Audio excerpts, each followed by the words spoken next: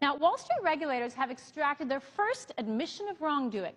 Under a landmark settlement, the head of Harbinger Capital Partners, billionaire Phil Falcone, admitted he engaged in serious misconduct and wronged his investors. U.S. regulators have now barred Falcone from the financial industry for at least 5 years and have also ordered him to pay over $18 million as part of a settlement.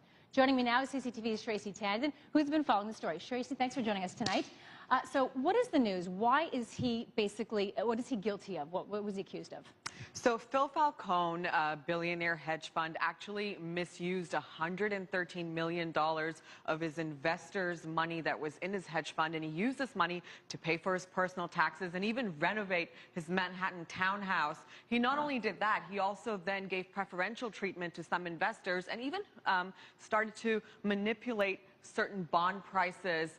Currently, his hedge fund has around $3 billion, is valued at $3 billion, but at its peak, the hedge fund is actually valued at $26 billion, Karina. In July, he tried to negotiate a much laxer deal with the SEC. He said that he wanted 2 years of being barred from the hedge fund industry, and then he wasn't going to admit to any wrongdoing. The SEC chairman, Mary Jo White, was having none of this and said that he had to be given a stricter penalty, which is now what we're seeing. He's being banned from the hedge fund industry for 5 years. Phil Falcone also released a statement saying, "I'm pleased that we're able to reach a settlement with the SEC. I believe resolving these issues is the best course of action for me and our investors. Doing so will allow continued focus on our permanent capital vehicles and on maximizing the value of Light Squared for all our shareholders." Light Squared is his broadband network, which he currently gets to keep. Okay, so obviously he's giving it a positive spin right now, but the fact of the matter is that he had to admit to something that most people who are charged with some of the crimes do not admit to with the SEC. This obviously was not his choice. Can you tell us sort of what is the story behind that? This was certainly not his choice. In fact, this was the decision of the SEC's new chairman, Mary Jo White. Mary Jo White, Karina, her previous background is that she is a federal prosecutor, so she is very used to playing hardball, and that's what we're seeing here today.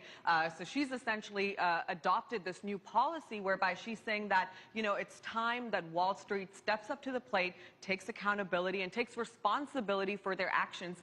Given the 2008 financial crisis, I think a lot of people in the market and investors, especially those that were misled or defrauded, really were just looking for not only just market regulation, but also for accountability. And so this popular support for this less forgiving stance has given the White House a mandate to push for this forward. And the White House is making it known that there's a new sheriff in town, and that is Mary Jo White. All right, a new sheriff in town as of April of this year. Tracy, thank you so much for joining us.